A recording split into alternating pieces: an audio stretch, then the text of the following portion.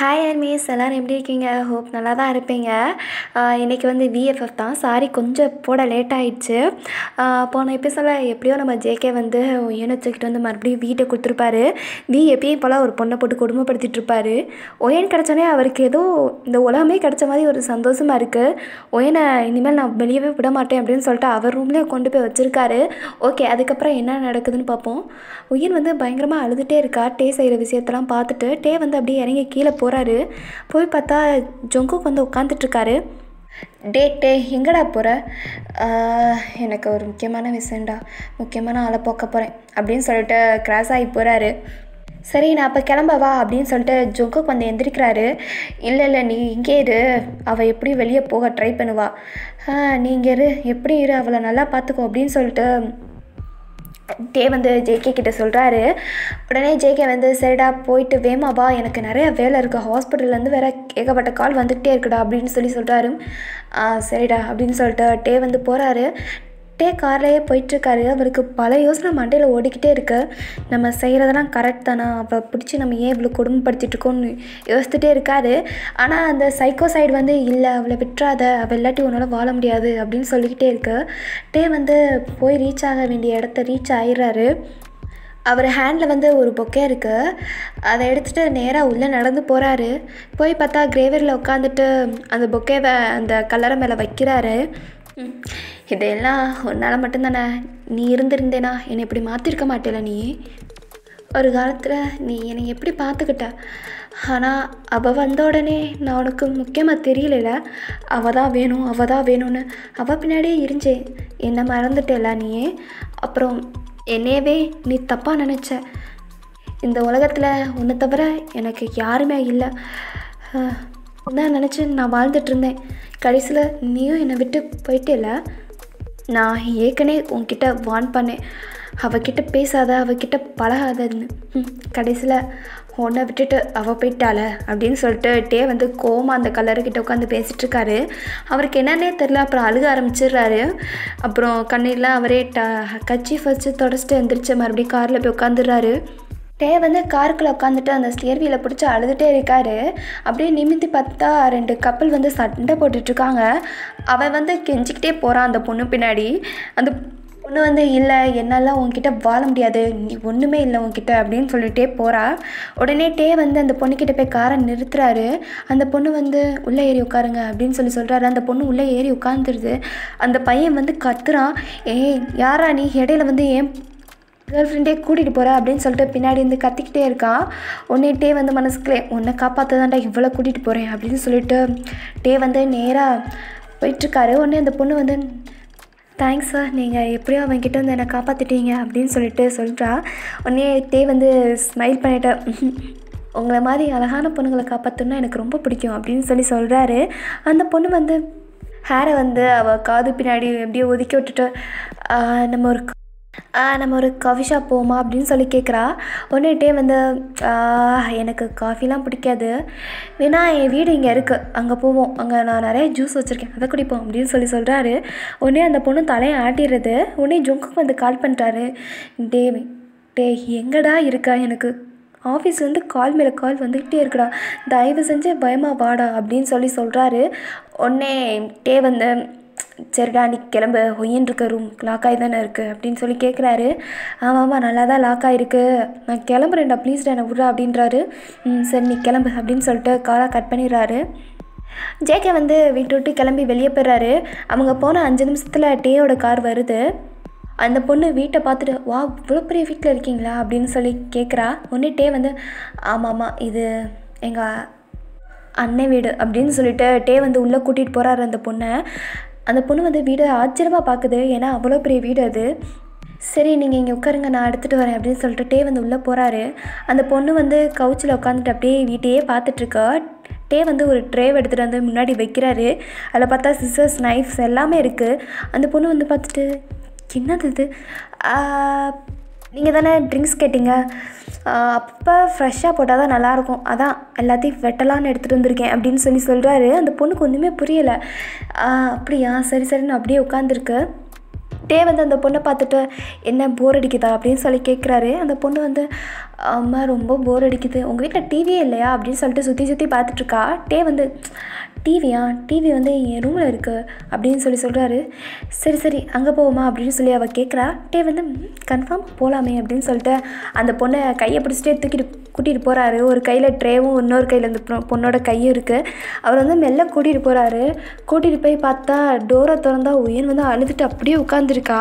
அந்த பொண்ணு வந்து பார்த்துட்டு யார் இது, எதுக்கு இப்படி அழுதுட்டு உட்காந்துருக்கா அப்படின்னு சொல்லிட்டு நம்ம ஒய்யன்கிட்ட ஓடி போய் பார்க்குறா. ஒய்யன் வந்து எதுக்கு இங்கே வந்த எப்படியாச்சும் தப்பிச்சு போயிரு அப்படின்னு சொல்லி அழுதுகிட்டே சொல்கிறா. உடனே அந்த பொண்ணு வந்து திரும்பிட்டே பார்த்துட்டு டே என்னடா பண்ணிகிட்ருக்க, பொண்ணை பிடிச்சி வச்சுட்டு அப்படின்னு சொல்லி கேட்குறா. உடனே டே வந்து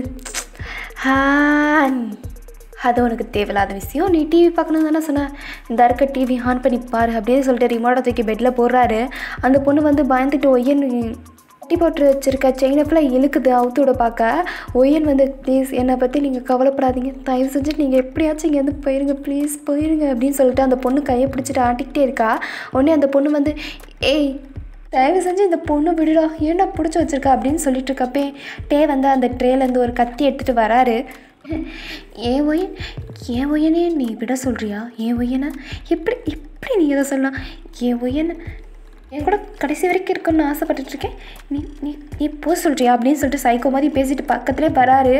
உடனே அந்த பொண்ணு வந்து என்னை விட்டுடா ப்ளீஸ்டா, நான் போயிடுறேன், இனிமேல் நான் எதுவுமே கேட்க மாட்டேன் அப்படின்னு சொல்லிட்டு கத்திட்டுருக்கா. உடனே ஒய்யன் கீழே வந்துட்டு ப்ளீஸ் டே அவளை விட்டு என்னை என்ன வேணால் பண்ணிக்கோ, ப்ளீஸ் டே விட்டு அப்படின்னு சொல்லிட்டு கத்திட்டுருக்கா. உடனே டே வந்து ஒய்யனை பார்த்துட்டு என்ன வேணால் பண்ணிக்கவா அப்படின்னு சொல்லி கேட்குறாரு. ஒய்யன் வந்து ப்ளீஸ் அவளை விட்டு, நீ என்ன வேணால் பண்ணிக்கோ, என்னை கொலை கூட பண்ணிக்கோ, ப்ளீஸ் அவளை விட்டு அப்படின்னு சொல்லிகிட்டு இருக்கா. உடனே டே வந்து அந்த பொண்ணை பார்த்துட்டு உன்னை கொல்லாம வேணா வச்சுருக்கேன், விட்டலாம் முடியாது, ஏன்னா என் ஒய்யன் வந்ததுலேருந்து என்கிட்ட ஒன்றுமே கேட்கல, நானும் அது வேணுமா இது வேணுமான்னு கேட்டுகிட்டே இருந்தேன், ஆனால் உன் உயிர் தான் வேணும்ன்ட்ருக்கா.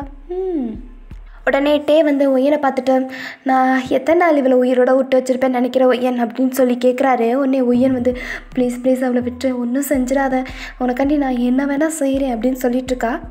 உடனே டே வந்து ஒய்யன் ரேஞ்சுக்கு கீழே உட்காந்துட்டு சரி இன்னைக்கு அவளை கொல்லலை, அப்பனா நீ என்னை மேரேஜ் பண்ணிக்கிறியா அப்படின்னு சொல்லி கேட்குறாரு. ஒய்யனுக்கு வந்து ஹார்ட்டை தூக்கி வெளியே போட்ட மாதிரி இருக்குது. இங்கே என்ன சொல்கிற, அப்போ நான் அவளை கொன்றேன் அப்படின்னு சொல்லிட்டு எந்திரிக்க பார்க்குறாரு. உடனே டேவோட கையை பிடிச்சிட்டு நான் பண்ணிக்கிறேன் ப்ளீஸ் நான் அவளை கொன்றாத அப்படின்னு சொல்கிறாங்க.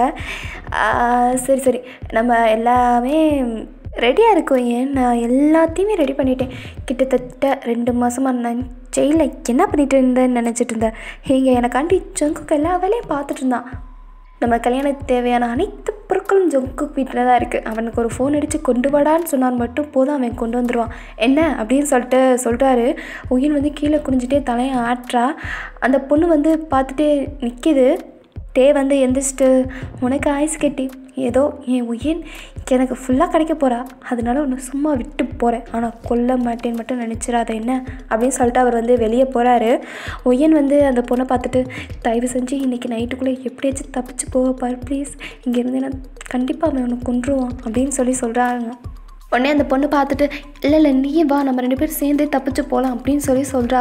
உடனே ஒய்யன் வந்து அதுக்கெலாம் வாய்ப்பே இல்லை, அவன் உன்னை விட்டாலும் என்னை விட மாட்டான், தேடி வந்து கண்டுபிடிச்சி வச்சுருப்பான், எனக்கு கொன்றுன்னு கூட அவன்கிட்ட நான் சொல்லியிருக்கேன், ஆனால் அவன் எனக்கு கொன்னதே இல்லை, அவனுக்கு என்கிட்ட இருந்து என்ன வேணும்னே தெரியல, ப்ளீஸ் எப்படியாச்சும் இங்கேருந்து தப்பிச்சு போகும், உயிரை நீ காப்பாற்றிக்கோ, அப்படி முடிஞ்சா இவனை போலீஸ்கிட்ட மட்டும் பிடிச்சி கொடுத்துரு, ஏன்னா இதுக்கு மேலே எத்தனை பொண்ணுங்க இறப்பாங்கன்னே தெரியல அப்படின்னு சொல்லி ஒய்யன் கத்திட்டுருக்கா.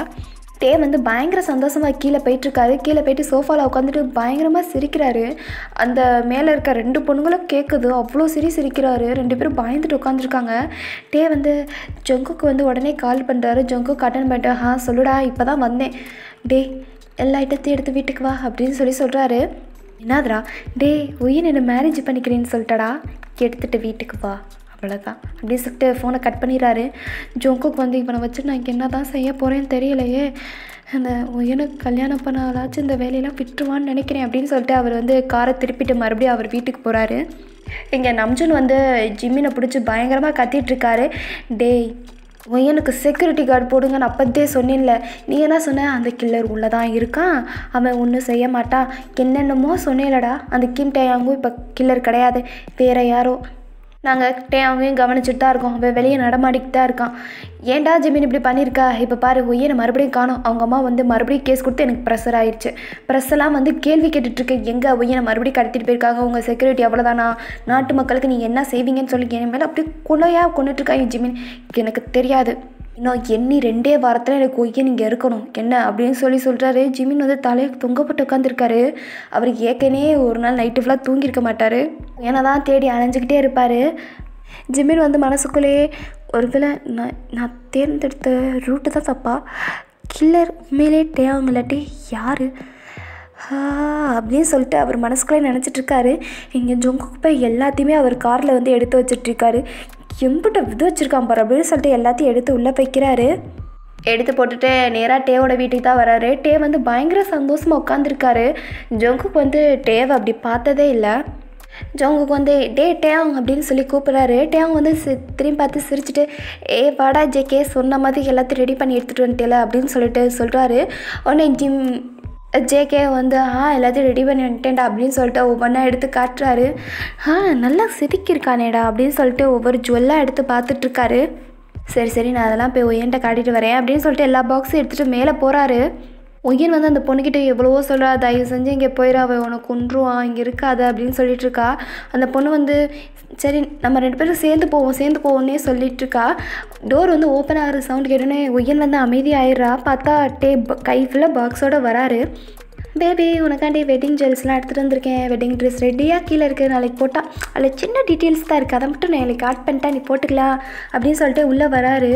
ஒய்யனோட செயின்லாம் அவுத்துட்டு வந்து பெட்டில் உட்கார வைக்கிறாரு. இவரும் ஒரு பக்கத்துலேயே உட்காந்துட்டு ஒவ்வொரு ஜுவல் பாக்ஸாக ஓப்பன் பண்ணுறாரு. பார்த்தா ஒய்யனோட கண்ணு 2 பெருசாக ஆயிடுது. என்னன்னு பார்த்தா கொன்று பொண்ணுங்களோட காலில் இருக்க எலும்பெல்லாம் எடுத்து ஜுவல்ஸ்லாம் பண்ணி வச்சுருப்பாரு.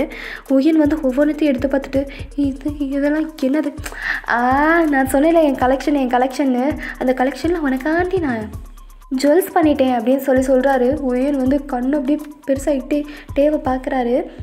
நாளைக்கு உனக்கு வெட்டிங் ட்ரெஸ் ரொம்ப பிடிக்கும்னு நினைக்கிறேன், நீ நாளைக்கு வெட்டிங் ட்ரெஸ் போடுறப்ப பாப்பா அப்படின்னு சொல்கிறாரு. உயிர் வந்து அதுக்கு என்ன பண்ணி வச்சுருக்கானே தெரியலையே அப்படின்னு சொல்லிட்டு உட்காந்துட்ருக்காங்க. உடனே டே வந்து ஒரு செயின் எடுத்து உயினோட கழுத்தில் வச்சு பார்க்குறாரு. நல்லா இருக்குல்ல, இந்த பாரு இந்த இயரிங்ஸ் அப்படின்னு சொல்லிட்டு ஒவ்வொன்றா எடுத்து வைக்கிறாரு.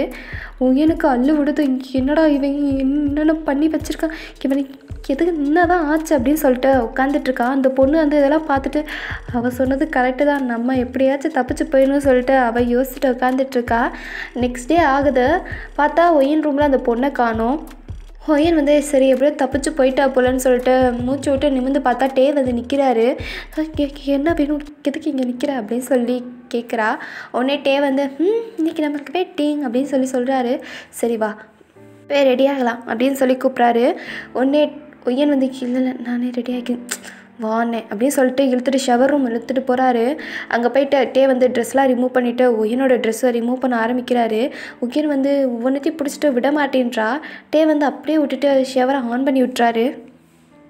எப்பயும் போல் ஒய்யனோட நெக்குக்கிட்ட போய் ஸ்மெல் பண்ணுறாரு. நான் கூட இது பர்ஃப்யூம் ஸ்மெல் தான் நினச்சேன், இது உன் ஸ்மெல்லு தான் அப்படின்னு சொல்கிறாரு. ஒய்யன் வந்து உட்காந்து அழுதுகிட்டே இருக்கா.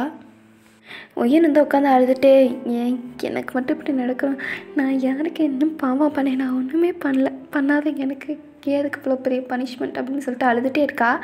டே வந்து ஒய்யனோட சீக்ஸில் வந்து கையை வைக்காது, அவள் அழுகிற மாதிரி தெரியுது. உடனே அவரில் திருப்பி விட்டுட்டு சீக்ஸை பிடிச்சி நிமித்துறாரு. ஒய்யன் வந்து பார்க்கவே மாட்டேன்னு கண்ணை மூடிக்கிட்டே இருக்கா. உடனே டேக்கு கோவமாகி ஒய்யன் வந்து வால்கிட்ட தள்ளிட்டு போய் பின் பண்ணிவிட்டு ரஃபாக கிஸ் பண்ண ஆரம்பிச்சிடுறாரு. ஒய்யனால் முடியல, அவள் வந்து டேவோட செஸ்ட்லேயே அடிக்கிறான், இந்த விடுன்னு. டே வந்து விடவே இல்லை, ஹாஷா கிஸ் பண்ணிக்கிட்டே இருக்காரு. ஒய்யன் வந்து கண்ணை திறக்கவே இல்லை. டே வந்து நிமிர்ந்து பார்த்துட்டு மறுபடியும் கிஸ்ஸை பிரேக் பண்ணிவிட்டு ஒய்யனை பார்க்குறாரு. அவருக்கு வந்து இன்னும் கோபம் அதிகமாகுது. மறுபடியும் ஒய்யனை பிடிச்சி ரஃபாக கிஸ் பண்ணுறாரு. ஒய்யன் வந்து அப்பயும் கண்ணை திறக்க மாட்டேன்றா.